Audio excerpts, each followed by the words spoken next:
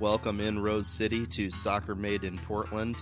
You might have some other things on your mind this Thursday if you are a Portland sports fan. The NBA draft is tonight, and those who follow the Portland Trail Blazers are feeling the anxiety, as so many are right now, with what's going to happen with that pick. But let's talk some soccer. Let's fit that in for the soccer sickos that are choosing to make that one of their focuses today in the greater Portland area. The Portland Thorns maybe leading the way on that front. They are coming off what has been a bit of a difficult stretch for them, to say the least. 3-1 loss at Orlando, followed by a 3-2 really ugly victory on the road at a skin of their teeth victory at the Chicago Red Stars, who are a bad team. Issues defending in transition, uncharacteristic issues throughout the performances. Still some characteristic issues, though. Yeah, some characteristic issues which as are well. Probably the more interesting to talk about. Yeah, exactly. Things that are becoming characteristic of this team as they, aren't quite living up to the expectations that they have set for themselves. But one game left on the schedule now before these World Cup players leave. That's Friday against the Spirit. Rolling back through those two road games, though, Chris, just covering the Orlando game and the Chicago game. Those issues in defending in transition, particularly given how high Portland's fullbacks play, the way that they play, the attacking style of this Thorns team, which they have said that they will not compromise in favor of these minor potential adjustments. They just have to, as Sam Coffey said, be individually better and be back and be in the right positions. I mean, that's just not true. How does it shake out for you? I appreciate Sam saying that so as not to throw her coach under the bus. That is the professional thing to do. But it's also just not true. It's not true that it's just a matter of individual players being better in individual moments. In many ways, the Orlando game and the Red Stars game, even though, individual things happen differently and the outcomes were obviously different, I think the fundamental issues were similar. And they're fundamental issues that are not new. We've seen them before. And it is just plain to see that the Thorns, especially when they turn the ball over, have enormous gaps between the remnant of their back line and their midfield. And I mean, if you have two center backs and Sam Coffey in that space with 70, 80 yards of field to cover, I don't care how good individually they are. They're not going to be able to manage all those situations. It's just not possible. You could have the best six in the world. I mean, Sam Coffey's not like that far off of that in my view. But you could have the best six in the world. And those would be really difficult situations to manage.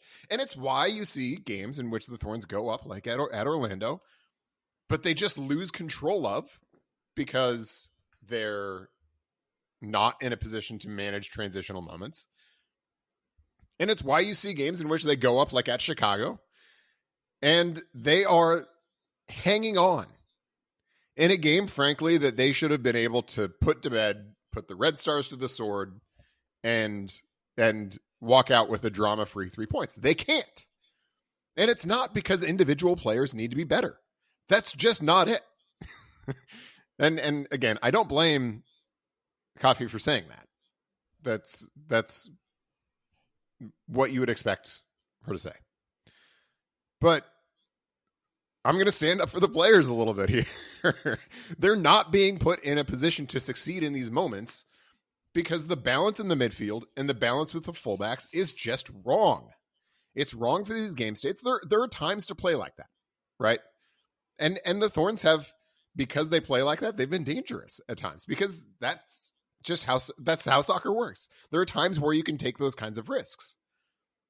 But there are also times, and there are even whole games, in which that's not the approach that's going to win. Frankly, against a Washington Spirit this next week that has some players that definitely can get out on the counter, that has a coach that knows how to coach that way, and Mark Parsons, we've seen it plenty before. like, they're better than the Pride. They're a lot better than the Red Stars. Yeah, this matchup is 1 and 2 in the table, Yeah. right? So, like, if you're Washington and you win or tie this game, you've solidified your position at the top of the table heading into the World Cup. And Mark Parsons, who I think the world of as a coach, is, I guarantee you, watching that Red Stars game and watching the Pride game, he's thinking first of all, he's salivating. Because he would love nothing more than to, in his return to Providence Park, come out with a win, right? He's a competitive guy. He would love that. He would love that. I don't think he would love making Thorns fans feel bad. I think there are a lot of good feelings there that are mutual. But he would love to get that win. And he's looking at the issues with the Thorns and he's salivating. And two, you know what he's not saying? Boy, if Sam Coffey just has a better day, we're going to be in real trouble. That's not what he's saying. That's not what anybody's saying. That's why they're being attacked the way they are. And that's why opponents are having success here. And the thing players like, what you're saying, like with Sam, like players like Sam are being left on an island. Yes. Right. And players like Emily Menges, are stepping in for the injured Becky Sauerbrunn, which obviously is a huge loss back there. Don't get me wrong. Yeah. They too are being left on islands in these scenarios where, Portland's fullbacks don't necessarily have the speed and haven't had the necessary reaction times to fill those spaces or even any of the midfielders. Like you think about starting Christine Sinclair. Obviously that is the veteran leader of this team. That is a legend of the game. But in these scenarios you were talking about, between her and Olivia Moultrie, who is more likely to help fill those spaces and prevent counterattacks from causing issues, it's Olivia Moultrie 10 times out of 10, right? Yeah. And I think Moultrie has been in a lot of moments more dynamic on the other end as well. So it's not only tactical issues, which you have talked about and will continue to talk about. But I'm going to continue to talk about it until they get better. You betcha. But the lineup decisions have, I think, a little bit to do with it as well. And yeah, it's a first year coach in Mike Norris that's still figuring things out, but at the same time, he not only has to figure those things out for this team to repeat as champions in the NWSL, but to gain their trust, right? And if he doesn't have these individual players' trust, many of whom are seasoned veterans, they've seen it all over the world. If he doesn't have their trust, then it doesn't matter the amount of talent that they have on their team. They're gonna underwhelm. If you keep losing the same way, you don't think Becky Sauerbrunn's going to notice that? If you keep losing the same way, you don't think Crystal Dunn's going to notice that, or Christine Sinclair is going to notice that and say, hey, maybe there are some issues here if you keep dropping results in the same way. And that's been what's happening. They've been dropping these results in fundamentally the same way. The issues have been a straight line through these games. And the reason I'm fired up about it, I mean, I'm a lot more apathetic about the Timbers, frankly. The reason I'm fired up about it is we've seen what this team can do. I mean, the team that we saw against the Reign, and granted, the Reign are a team that probably aren't as well suited to take advantage of the Thorns' weakness as some of these, even teams that are worse than the Reign. The Reign are very good, but they're just not particularly well suited to take advantage of this particular weakness. But that Thorns team that we saw against the Reign, that's a Shield winning team. That's a championship winning team. And when you see that, but you see this one seemingly fixable problem combined with statements that I think you can reasonably interpret as folks saying, as the folks pulling the string saying, we don't think this is a problem, it causes a lot of concern because that will be fatal to their championship hopes if they don't fix this. Yeah, if this issue pops up in a playoff matchup with San Diego, if this issue pops up in a playoff matchup with the Spirit or even a Houston team, in some potential upset type scenario, really any of those teams that are in like the top 6 in the NWSL, that's Dunsky, like that, you're done. And this team, it's a repeat or bust scenario, right? Yeah. Like they obviously are going to all be happy with their individual careers, and many of them either after this season or after next season are going to ride off into the sunset and be legends of the sport in their own right. But like, they got to win it this year. It's on paper, this Thorns team should not be losing out on either the Shield or the championship. The Shield you can forgive more because of the nature of the NWSL season, the parity that exists. But that championship, like, you got to get in a position where you win those 2 games and you're lifting another trophy. There's no other recourse. I've never been a, it is an absolute. I guess I'm sort of with Giannis on this, where like I've never been a person who says it is an absolute failure if a team doesn't win the championship, because there are just lots of things that can happen along the way, right? And so, I think that's what it is. But this is a team that should be a top tier contender for a title, barring a wild, unforeseeable rash of injuries. This is a team that should be a top tier contender for the Shield, for the championship. They have at times very much shown that on the field, that they have the aptitude to be that top tier contender. But you look at that game at Orlando, a team that they dominated at Providence Park, uncompetitive. You look at that game against the Red Stars, and again, a terrible team that the Thorns just absolutely crushed at Providence Park. And you see a loss, and you see a pretty fortunate win, and you see the ways that those games were breaking down. And I think you would sitting here today, as the Thorns are, without making the adjustment, I would not say they are top tier contenders at this moment. And that is not how it should be. So, yes, Becky Sauerbrunn being out hurts.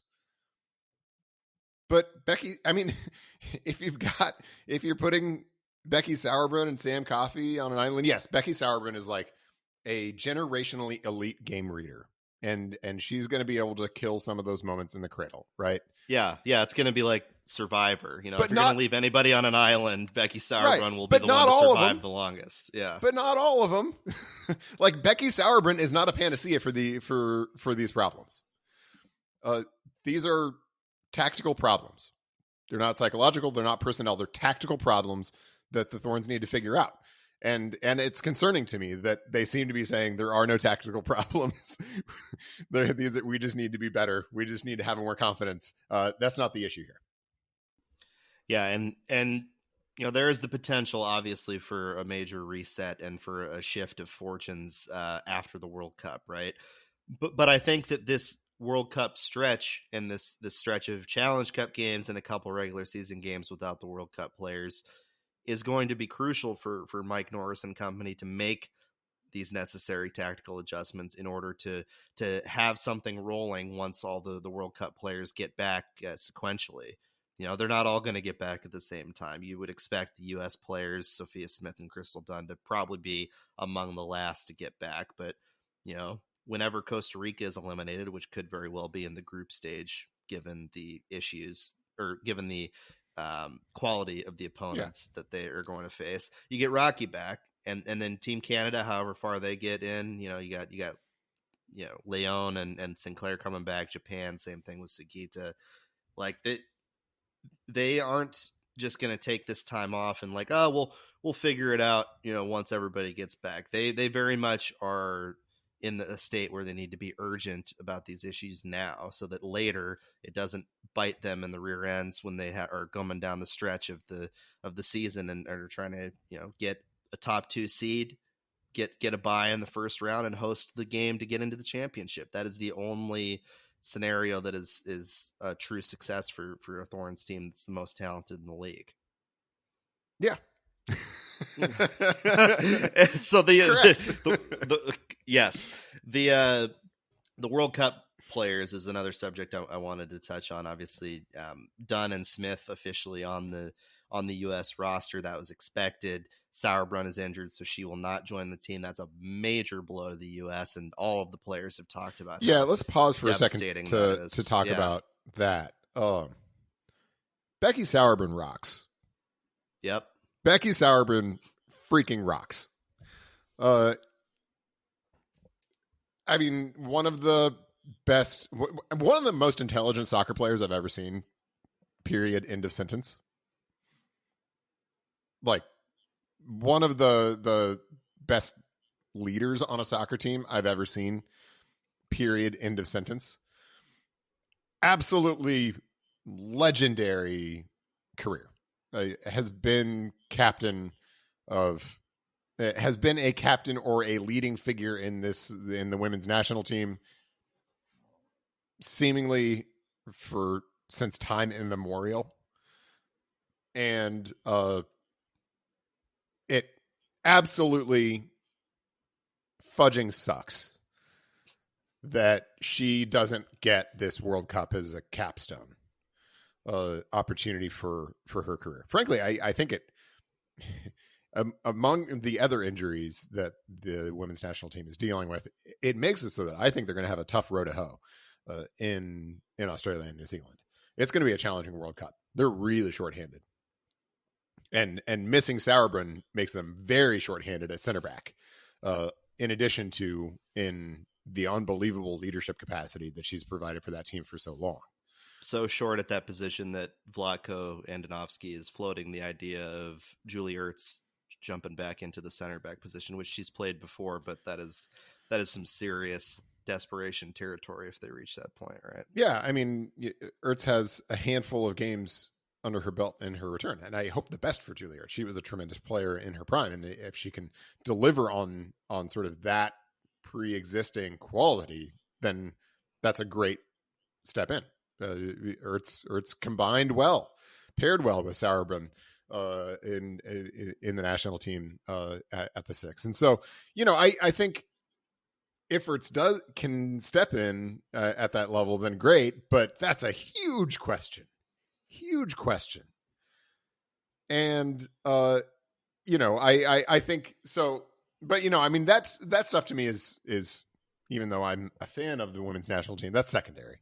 I mostly am just absolutely gutted for Becky, because there are a few soccer players whom I respect more, and that just absolutely stinks, and it does. I feel terrible about it. Yeah, I do too, and I think that beyond the soccer reasons, beyond the teammate reasons, like her voice during this World Cup, during what is a pivotal World Cup for the sport, for women's soccer, as it continues to grow, as it has a bigger spotlight than it ever has at this moment, it's going to be missed. There's issues of equal pay, of equal treatment that she very obviously is going to continue to be a voice on, whether that's in social media or in other avenues. Her voice is not going away, but losing that level of amplification that would exist there for her voice, when there's teams like Jamaica that are facing equity issues in their federations, Spain, Canada now talking about not getting on the plane until the issues that they have discussed with the soccer federation up there are resolved. These are things that, while the U.S. has had a lot of success on its battle for equal pay and for more equal treatment as they continue to fight that battle, her voice not being there at this World Cup is just bad for the sport, plain and simple. And it like you said, awful for the team on the field too. It's exciting, I think, that a player like Sophia Smith is jumping onto this world stage and is going to emerge, I think, as a star with her play, just given the form she's in, given how she has contributed to the U.S. in the past. And another player in Crystal Dunn, obviously, who has been a stalwart on this team for years, who won a World Cup in 2019 with the team. Both of them being there is great and incredibly exciting, but they're entering a more uncertain situation than I think a lot of people expected. You see the commercials that Fox is running for the World Cup, and it's like the U.S. versus the world, and it's really cool production value and it's interesting and stuff. But it's not the right mindset heading into this tournament. I don't think I'm not even sure right the U.S. are favorites. Without Katarina Macario, without Mallory Swanson, without Becky Sauerbrunn, I don't know if you can call this team favorites just on talent. Not necessarily at all. I think that they absolutely are among the contenders, but it's more open now than it has been in the last 3 or 4 World Cups for the U.S. And it's not a matter. I think it's been framed oddly of the world catching up to the U.S. I think that the world has always been there and has always been a difficult thing for the U.S. to overcome, and they've done so by way of building an outstanding program and having outstanding individual players. This time, those things feel a little shakier than they have in recent years. And there's no doubt in my mind that the U.S. can come home with that World Cup, and it would be an amazing moment for players like Sophia Smith. If they can do it, notwithstanding all the absences, it's honestly like pretty heroic. Yeah, it would be an awesome moment. And there are bound to be throughout their run awesome moments for these individual players, for the U.S. team. But yeah, they're vulnerable, and this Sauerbrunn injury really hangs an even bigger shadow over them than they already had. I'm going to make one more plug that I've made before, but I will make it again, especially given that I think there is an undertone to Sauerbrun's injury and the fact that she will not be playing in this World Cup. That is that we are now sort of confronting the sunset of Sauerbrun's at least national team career in relatively short order. The smart soccer entity, and I say entity because I don't know if it's a club or a national team, but smart soccer entities right now will be quietly starting a conversation with Becky Sauerbrunn about a very, very, very, very, very senior executive position within the organization whenever she retires. Generational transformational leaders in a sport don't come along very often. And if you can get one of those people within whatever organization you have, that is going to make your organization better. And so the smart organization is starting that conversation now. I don't know who that smart organization is. I have some feelings about who I would like it to be, but I don't know who that organization is. But if Becky Sauerbrunn is at the wheel of whatever operation you're running, it's in good hands. And so that's just my invitation to anybody who is in charge of any soccer-related entity that you should get in line to make sure that you have a voice there, because as you said, this is not the last we will hear from Becky Sauerbrunn, because she is that transformational leadership figure in the sport. And I think a smart organization would want that within their operation. Right. And, someone who is likely to step into the captain's role for the U.S., who or at least is among the players that is likely to do so in Australia and New Zealand, is Lindsey Horan. And the news came out this morning that she officially has been transferred to Lyon. I was told a significant sum without details of the numbers. Seeing some numbers now here elsewhere, not announced by the Thorns, at an amount of 250,000 euros, to which may be added a bonus of 50,000 euros. So up to 300,000 euros for Horan, which, translated to dollars, it's basically 1-for-1 right now. So it's about 300 grand. Yeah, I'm getting to go to Europe in a month or so, and it's slightly worse than one if you're buying in euros, but I mean it's not significantly so. Yeah, I mean that's in women's soccer transfer fees, that is a significant one. If you were to ask me whether I would take $300,000 or Lindsey Horan and put me in the Thorns shoes, it would not take me long to formulate my answer. I would take Lindsey Horan. Thank you very much. Kindly. So I don't think this is, I don't think there's a lot of lipstick to put on this pig for the Thorns. That transfer fee, hopefully they'll be able to, and they will reinvest it in the team. And they're able to reinforce the roster using that. but I don't think that's not a club changing amount of money for a potentially club changing player.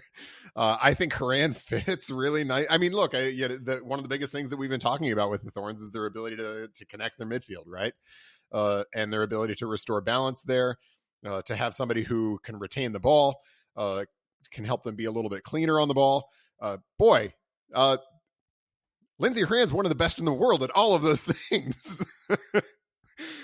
So I think Lindsey Horan would be plug and play within this team. I acknowledge that would make Olivia Moultrie's window for playing time a little bit narrower. And there are not a lot of players in the world or in the United States for whom I would do that. But Lindsey Horan is one of them because she's one of the best in the world at that. And so I think this just stinks for the Thorns. And I don't think there's a lot of lipstick to put on this pig. And I'm interested to see what the Thorns do, if they make any sort of moves in the summer window, or if that's going to be something that's going to wait until after the season. But I think this is broadly pretty bad news. And, you know, the summer window is probably, as you said, unlikely for them to make a move. But the move that comes to mind to me is center back depth, right? Because Becky Sauerbrunn is toward the tail end of her career. Emily Mangus is a veteran player as well. And you have Kelly Hubley, the Iron Woman, as a solid presence there. But beyond that, you know, Megan Nally's a young player that has shown some flashes of quality over her time with the club, but you need more. And with $300,000, if that is what the final number ends up being around, that's a lot of money to throw around, and you could get a legitimate star player at that position. And the midfield is an area they could easily shore up as well, because yes, you know, you have Christine Sinclair, who is also near the end of her career, and you have Crystal Dunn, who her contract expires at the end of the season. We don't know quite yet what she's going to do. You got areas that definitely could use shoring up. That money could be used not only on just one player, throw it all at somebody. That's multiple player money that you're talking about when it comes to the NWSL. Yeah. Depending on how you swing it, but yeah, it's you got to use it. You got to find a way to improve this team for the future, because this group, while it's been together for a while and has had tremendous success, it ain't going to last forever. And a good number of the major contributors on this team are on the back end of their career. Lindsey Horan's not, though. And Lindsey Horan answers some of those questions about the future that you just posed, in terms of how you, if you need to, how you replace somebody like Crystal Dunn. Well, Crystal Dunn's been playing as a 10 for the Thorns in their central midfield. Well, Lindsey Horan helps answer that question. Christine Sinclair has also been playing in that spot. They've been playing together. Well, Lindsey Horan helps answer that question. So in terms of would I take the money, if I were the Thorns, would I take the money or would I take Lindsey Horan? I would, in a heartbeat, take Lindsey Horan. I think the Thorns probably feel similarly too, because they're not doofuses by any means. So I think, and this is just me sort of reading tea leaves. I don't have any inside information on this. This is just me, sort of inferring things from what we know. But I think this probably was driven pretty significantly by the fact that Horan wasn't interested in coming back to the Thorns. And so the Thorns had to sort of take what they could get. And this is not a pittance of a return, but it's also not value. It's not the value that I would consider taking for, a player who I regard as in the top 25 in the world. Yeah, a really top player who you have under contract, or had now under contract for years, but they're going to move on, and they're going to have to use that money to improve the team in some way in the near or far future. We'll see how that goes, but at this point they're plugging on with the team they've got, and the shift of the focus turns to the World Cup. So exciting times ahead for the US, for Canada, for Japan, for Costa Rica, all of those nations the Thorns representing at the World Cup. Friday's match against the Spirit is going to have a pregame ceremony, acknowledging those individuals who are headed off to the World Cup. So that'll be a fun moment in this last one before they depart. Do you want just a small slice of World Cup viewing advice? Sure. Watch Japan. Yeah. I don't think they're going to be among the best teams in the tournament. I don't rate them as being likely winners. I think it's possible, but they're a little bit of a dark horse. They're the most fun team in the world. They are a delight to watch. So They have cool jerseys. They have really cool jerseys too. So watch Japan. Hopefully their games line up timing wise with being awake. Probably going to be at like 2 a.m. But nonetheless, brew a pot of coffee. Watch Japan. They are going to be a fun team to watch. It's not terribly easy for the fine folks in Portland, Oregon to do so, I hate to say. They open against Zambia midnight, July 22nd. Midnight? What coffee would you suggest to people that they brew to stay up and watch that and other games? Maybe the Bosnian beans for Yusuf Nurkic, since maybe to honor him if he gets traded today. Are you a coffee guy? No, not really. I had coffee this morning because I'm running on like 5 hours of sleep after a 7:30 kick last night. But not a coffee guy. Normally not much of a coffee guy. If I do, it's like a vanilla latte, like an iced coffee. Like I'm not the coffee bro. I don't have the knowledge of the various beans. I'm just kind of like sometimes when I need it, I go to Starbucks guy. Are you not a regular daily caffeine consumer?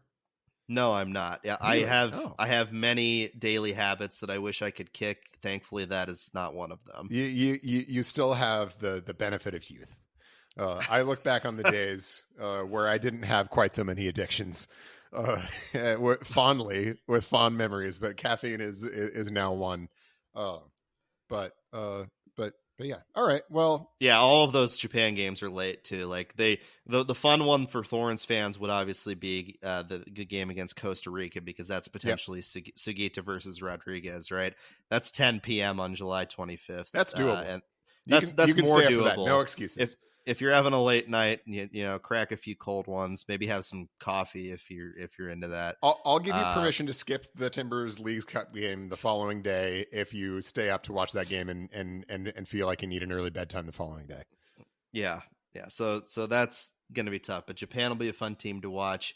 It'll be cool to see Costa Rica there. There's greater investment in their women's soccer program now, so they have a little bit more support than they have in previous years, and obviously Rocky is their leader, so if and when she gets back from that injury, which it's looking like she's tracking very well to make it back for the start of the World Cup, it'll be great to watch her. She's such a passionate and exciting player. Canada, they got a lot to prove. They won the gold medal. You know, they at the Tokyo Games they won the gold medal. They want to win a World Cup. Christine Sinclair wants to go out with a bang in her 6th World Cup. That's wild. Which is absolutely nuts that she's played 2.5 decades of World Cups. Yeah, just pure. Just if a World Cup is being played, Christine Sinclair has been there. That's pretty much how it's gone for a long time. And then there's the U.S., as we've talked about, who you know, are not the world beaters, unstoppable force that they've been in the past. They've got obviously one of the best rosters, but the question for me is whether this is going to be Europe's World Cup. I mean, what are we going to see from the Englands and the France and the Germanys and maybe the Spains, although the drama is probably going to kill Spain.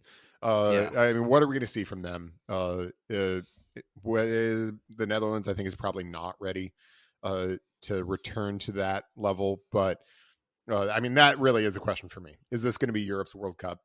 It seems like a lot of stars are kind of aligning. I think this Canada team, there's a decent argument to make that they're past their expiration date. The U.S. team, I think if they were full strength, you'd probably coin as the favorites, but I don't think you can say that with confidence at this point, given the absences. And so, you know, is this going to be Europe's World Cup?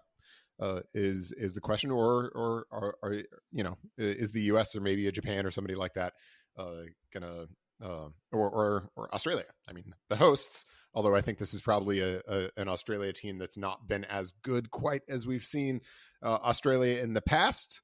They're hosts and they're good. They've still got good players.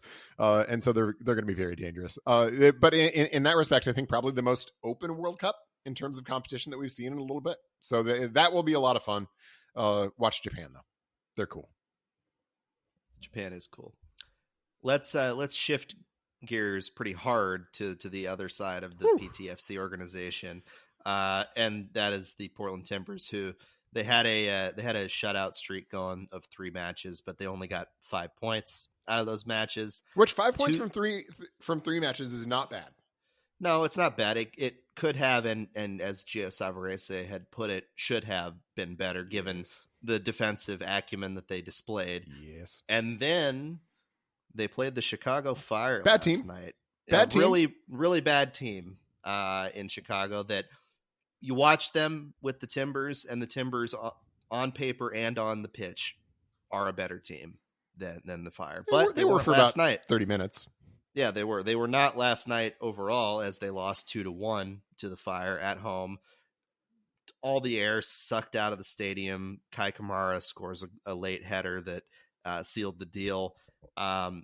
Some major glaring mental errors and tactical errors for the Timbers in a match that they could not afford to drop to have 1 point, let alone 0 at the end of. This is as Gio framed it, a must-win game, a must 3 points if they want any semblance of a playoff spot, let alone a more convincing and better seed in the postseason. It was inexcusably bad for a lot of that match. And people will point to the way the match was officiated as a major issue, including PK, but the refs were not. Fotis Bazakos was terrible. Yes. But he was mutually terrible. Terrible all around. That is not why the Timbers lost this game. The Timbers lost this game because they're not a very good team. Yep. They at this point, Gio being the positive guy that he is, he has started to, in terms of how he's described these matches, turn a slight corner, including one quote last night where he talked about, they have a lot of things that they need to manage, that they have not been competitive for the last 2 years on the level that they were in the previous 4 of his tenure. Right. That's a pretty big statement from Gio. And honestly, when I saw that, I was like, shoot, I'm going to need a new bit for the podcast. Yeah, you can't just rail on the relentless positivity anymore if people are going to start being a little more realistic, pragmatic, maybe realistic in your words. It's really a bad situation that the Timbers are in right now. They are chasing a playoff spot in an expanded playoff. They seem like some of the players don't necessarily have the same, motivation or attitude as others on the field. There are stretches of really high quality from players, and last night was a good example. Like Frank Boli was excellent, I thought, in his 70 minutes. He was dynamic, he was dangerous, he had 1 goal and very easily could have had another were it not for a great play at the back to play the ball off the line. Yep. Santiago Moreno, who has been really struggling this season, really up and down, has dealt with ankle injuries, dominant first half, played the ball ahead to Boli. That was a great ball. Really nice touch, by the way. That set up the whole thing. The touch is what put him into space, drew him central, unbalanced the defender, and let him put that through ball. So that's just a good example of a first touch sort of unlocking a play. But great first half in particular from Santi. Exactly, and Asprilla was physical. He was the player they needed him to be for a lot of that match. They took him out near the end, just for rest purposes. 3 days between their games now. And NYCFC on Saturday. It's individuals are having good stretches, but as a team, they're just in a total rut and in a funk. It's now three goals in 7 matches. Previously, it was 2 in their last 6. They're producing some exciting moments. They're not getting the final moment. And then defensively, they were great, I thought, for 3 matches. And then the wheels completely fell off in 2 major moments in that Fire game that led to the 2 goals and more. There were more moments that they easily could have conceded were it not for the incompetence of Chicago in some of those moments. You know, I'm gonna go on a little bit of an aside because one thing that I thought during the game yesterday, and your comment about Asprilla reminded me of this. I actually really appreciate the way that Gio has figured out to play with Asprilla. It's perfect for him. He basically uses him as a target winger, where when the Timbers want to go direct, they just target him to either win a first ball and play off that, or to make the first ball competitive and then go hunt the second ball. That is exactly the right way to use Dairon Asprilla. And that's something that Caleb Porter never figured out, that Gio Savarese really has. And I think that's been part of Asprilla's resurgence. I'm not convinced that on a good team, he's a full-time starter. But if you want to talk about finding a guy and figuring out a way to maximize what he brings to the table, I think Gio's done a really nice job of that with Asprilla. Okay, that's enough of that. So, I mean, the Timbers just are who we thought they were. And I understand why Gio made the subs that he did in the 70th minute, because they do have this 3-game window. And even though the game against Chicago was a must win, so was the game against NYCFC. And that's just the position you put yourself in when you mail it in February, March, April, and May. Then you have these really difficult windows in June where you're like, shoot, I really don't have the ability to sacrifice anything for the sake of prioritizing one game over the other, because I got to win them all. And now the Timbers are sitting on around 1.1 point per game still. Here we are in late June. It's been basically the same for the last whatever. And now they, if they want to get up to that 1.5 point per game barrier that I think is kind of the threshold for claiming a successful regular season, they would need to average 2 points per game from here. That's Supporters Shield soccer.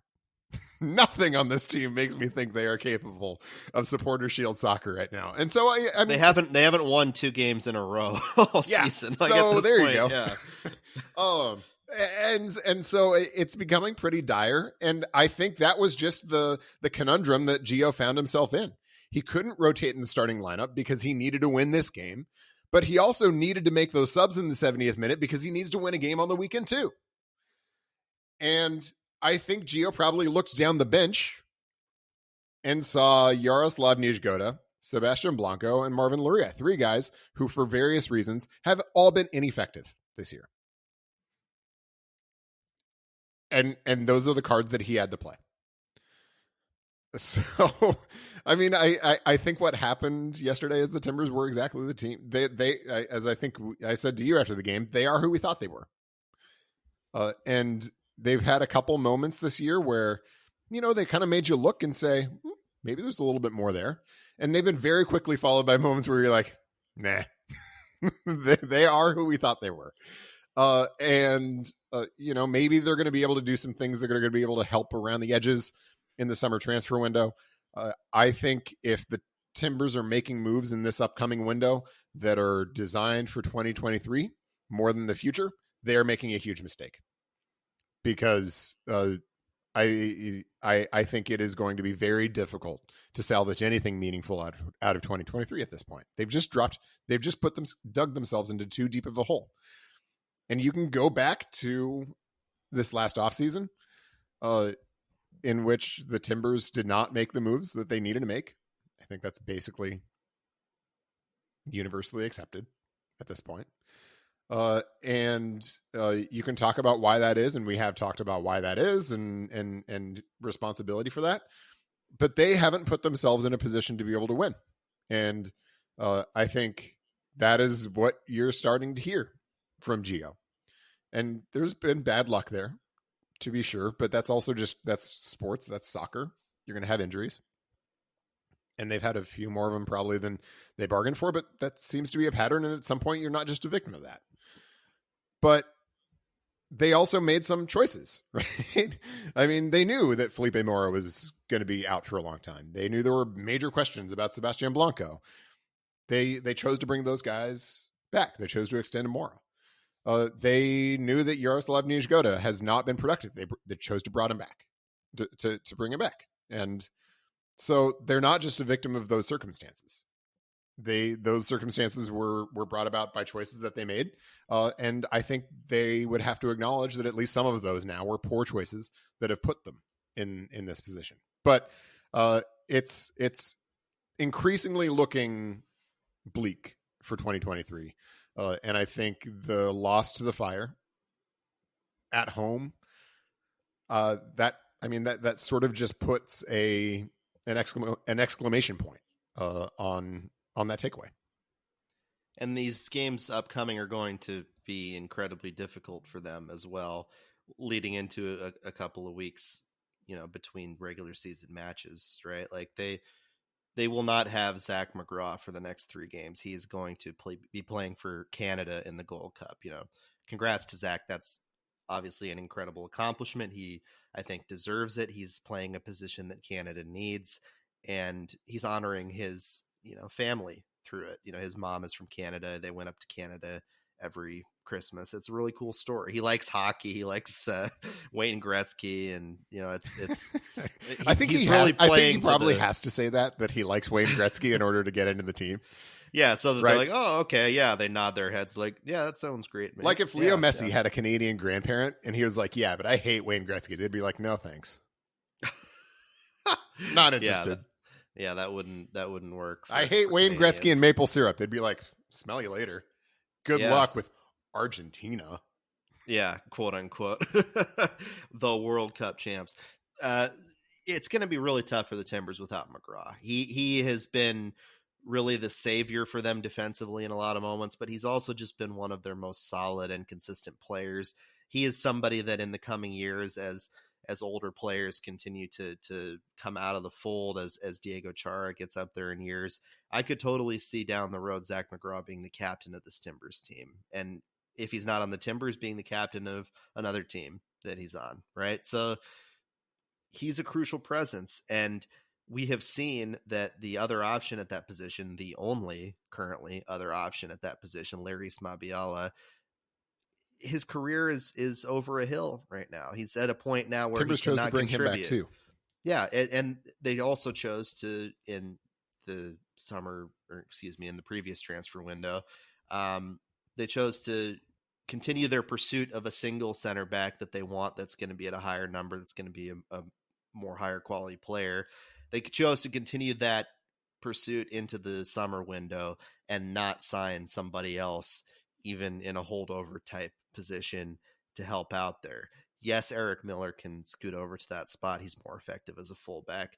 Yes, they have Tyler Clegg in T2, who they could maybe bring up if they wanted to, but he's young. He hasn't really had an opportunity to prove himself at this level yet. And that's not a fair position to put Clegg in, to put those kinds of expectations on him. No, they needed somebody that was like an MLS journeyman or like a holdover type player for the remainder of the season to patch that hole. And right now, that's not even remotely in the cards. And again, it's not like these needs were a surprise. They talked openly about these needs at the beginning of last offseason. Yeah, they put themselves in an incredibly difficult position transferring to Iloma like right before the season started, because that left a gap that they did not have an immediate salve for. And they still don't. And so that position is important, but it's not the only one that they have issues at. The striker spot comes to mind. And it's exciting that Felipe Mora is coming back. We wish him the best in his health and his endeavors as he returns to the team. But he's not going to change your fortunes up there. I think Frank Boley's been good, but he's not a guy that's your long-term answer there. Some flowers for Frank Boley, who I think has certainly went through an adjustment window as you would expect. But all told, given the nature of the acquisition, I think the Timbers have got to feel pretty good about what they've gotten from Boley. But as you said, probably not a long-term solution. And he has been an effective striker, but he hasn't been dominant. And he hasn't been sort of the force at that position that they need for the long term. That said, that's not a criticism of Boley. I think he's acquitted himself well. I think, there will be, depending on the salary cap numbers and that kind of things, those kinds of things, there could be even an argument for bringing him back in 2024 to compete for some minutes in a depth capacity or some other capacity.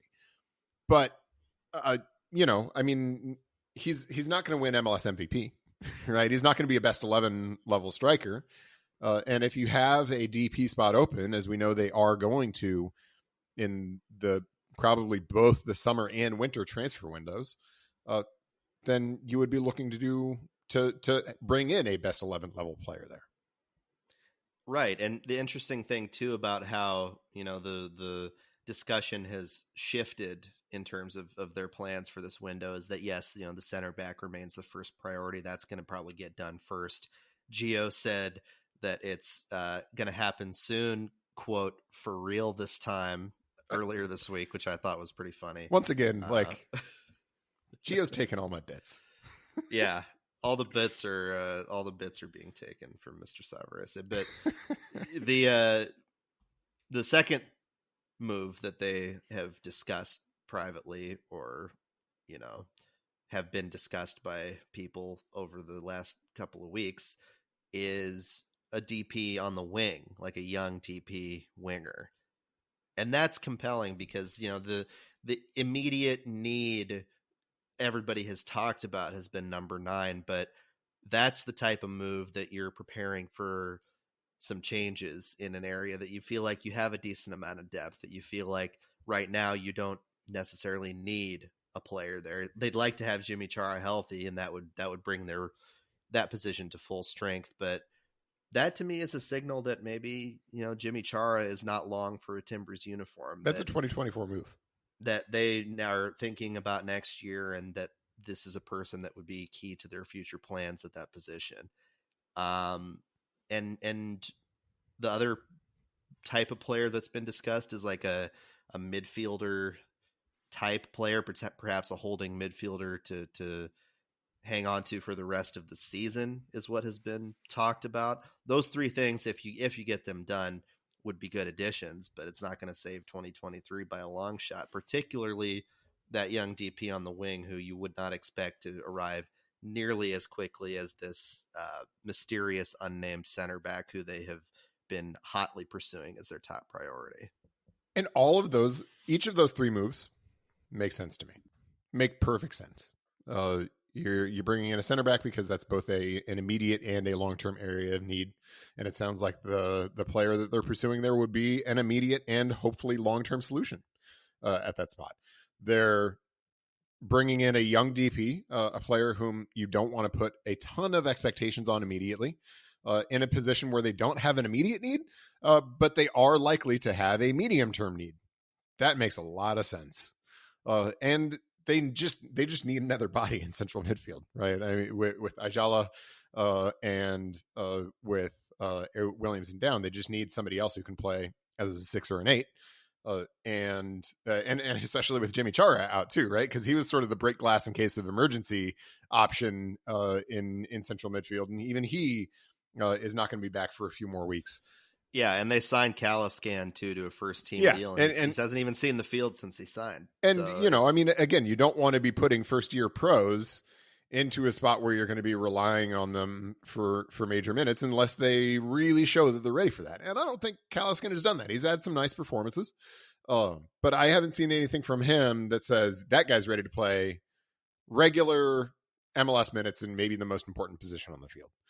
So, I think that is a perfectly sensible move to make. So if they can get all of that done, and that is as we've discussed a lot, that is a fair if. Like, don't discard that if. That's an important if. But if they can get all of that done, I think that's a pretty sensible window. Of course, assuming that the players whom they sign are actually good and all of that, the small matter there. But I think in terms of a conceptual sort of roadmap for a window, that makes sense. Also, that window is not going to save 2023. Like, those additions, even if they all go well, are not going to save 2023. I just don't think there's a horse or knight on a white horse or whatever coming over the hill. Like, Gandalf isn't coming over the hill. Knight in shining armor. Knight in shining armor. I mean, all that stuff. Yeah, death rides on a pale horse. So maybe you don't want that to be coming over the hill. I mean, that probably is coming over the hill, but there are none of those things coming in this window. I think it appears, and frankly, I think that is a perfectly justifiable approach for the Timbers. But it's also a moment where need to acknowledge what the reality of 2023 is. Now, the question is whether the struggles in 2023 are going to lead to other changes within the club. I don't think we know the answer to that. I'm a little bit skeptical that we're going to see major personnel changes in coaches and GMs and that kind of thing coming out of this year. Just because of the nature of the contracts. Ned Grabovoy's new in the role. Gio Savarese just got a big extension last year. I think it would be a little bit surprising if we saw major changes. But look, I mean, anytime you have consecutive seasons that go poorly, that's going to be a question. That's just sports. If you don't like that, don't get into sports because that's just how it goes. And you also have to factor in, and people can walk and chew gum at the same time, but ownership right now, Merritt Paulson has other things on his mind, undoubtedly. Yes, I'm sure he's frustrated and pissed off with the results with the Timbers, but I don't think that potentially hiring a new coach or a new GM is terribly high on his list, especially given the recent nature of Ned's hiring, especially given the extension, as you said. Right now he's looking to sell the Thorns, theoretically, and is working on that behind the scenes. I have pushed for more information on that front and have not received it. I can tell listeners that plainly, that they have not provided updates on how that sale is going, but it is a major priority for Merritt. He also, in a lot of ways has been having to come to terms with the differences in his role too. This is not to say that all of these things are going to get in the way of him making necessary potential changes to the Timbers if they need it. There is a sense though around this team, and this is by no means an undercutting or a, unfair criticism of Gio Savarese, but there is a sense within this team that there are some guys that, I don't want to say tuned out of the voices that they're hearing, but they definitely are not always living up to the standard that Gio purports to have for the team right now. And there were stretches last night that were just absolutely inexcusable from guys who, during this stretch of quality play were really solid. Like the back line on that first goal for Chicago. The first 10 minutes were really rough. It was horrific. It was just one across of the board worst communications I've seen all season. There were moments too, and I don't want to go too long on this, but like Evander probably had his worst game in a Timbers uniform last night. Most notably the moment where it was like 5-on-2 or 4-on-2, and there were like guys on either side of him, and he chewed it up in his feet. The lack of focus in those scenarios, and the lack of attention to detail in some of those defining moments of the match is a sign of weakness in a team's culture. It's not something that just happens by the bounce of the ball or the cut of the pitch, as our friend Mike Norris might put it. But it's stuff that happens because you've got a problem. And if they don't address those problems, you're right, this season is toast. It's like the second half at Kansas City, right? It was a game that the Timbers were in at halftime. It was a really important game given where they are. They needed the points, and they came out again and laid an egg in the second half. And I agree with you entirely that happening repeatedly in those sorts of circumstances speaks to deeper issues with respect to sort of the culture within the team. I think I said that at the time of the Kansas City game, and I stand by it now. Those aren't great signs when you're having those kinds of poor performances without a whole lot of venom in them in those circumstances. I really respect Gio Savarese's overall time with the Timbers. I think he's made 2 MLS Cups, one MLS's back tournament, which I regard as being roughly equivalent to a US Open Cup. He's had some real successes in his time in Portland, and I think this doesn't take that away. But do I have concerns that maybe the sermons have gotten a little old, and that it's time for a new shepherd for the flock? I think that's possible. I also think there are probably changes that need to be made to the flock in addition. And so I think you can talk about those two things at the same time. But do I think it will happen this year? I lean toward no. But I mean, these are the conversations that are just inevitable, that happen everywhere in sports when you have a couple seasons like the Timbers have had the last 2 years. Timbers play NYCFC 7:30 p.m. on Saturday. First time playing them at Providence Park since MLS Cup 2021. We don't want to necessarily remind too many folks of that. The range of emotions on that day was pretty insane, wild. Not to mention the weather. Speaking though of hashtag narratives. Yes. Felipe Mora may make the bench for that game. He might, and what a narrative that would be given his heroics in that MLS Cup game, right? That he could make the bench and come back on the field for the first time in a long time for the Timbers. Hoping to see that, honestly, because as a journalist, something to write about, right? I need the narratives. Give me something. When things are ugly and the answers are a little short and the losses are frequent, things like this are fun and they're nice and they make me feel good. They make the team feel good. It leads to more compelling and interesting things. That more only so many stories you can write about Tega Ikoba scoring in Atlanta. Yeah, there's. I love the positivity. That's all I'm going to say. So let's seek more of it, despite the challenges that the Timbers face. You want to know something that I think will surprise some folks? Yes, I also love the positivity. I would love to have to be able to talk, about great stuff with the Timbers. I would love that more than anything. But such as it is. That's duly noted. The perception from people who may follow this man on Twitter, they may possess a different perception, but he will retort, as he's about to speak up on the matter, that when it comes to the Timbers, hasn't been as much positive to really throw out there. Look, those 3 games were good, but yes. The analysis is negative because the facts are largely negative. There you go.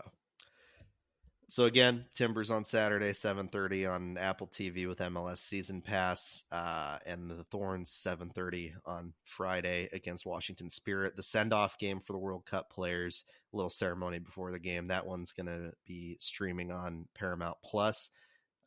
And we will catch you next week. Thanks for joining us. Make sure to follow us on Twitter at SoccerMaidenPDX, at Chris Rifer, and at Ryan T. Clarke. Like us and subscribe to us wherever we get your podcasts. Leave us a review. Tweet us questions if you have them for next week's pod. We would be happy to receive them. Might put out a little signal on Twitter to get some of those so we can, get to the things that you guys are curious about. So thanks again for joining us. We will see you next week.